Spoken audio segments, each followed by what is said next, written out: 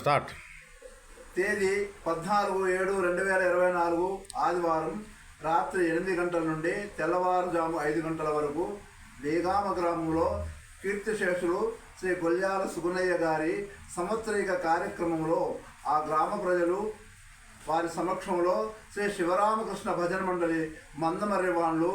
శ్రీ మెరుగు Pochaiah singer president, Shri పులాస Bhumayya గారు keyboard, Shri గడ్డం వెంకటస్వామి గారు సింగర్ జాయింట్ సెక్రటరీ, శ్రీ తోట రాజయ్య గారు సింగర్, శ్రీ దుర్గం మల్లేష్ డోలక్ మాస్టర్,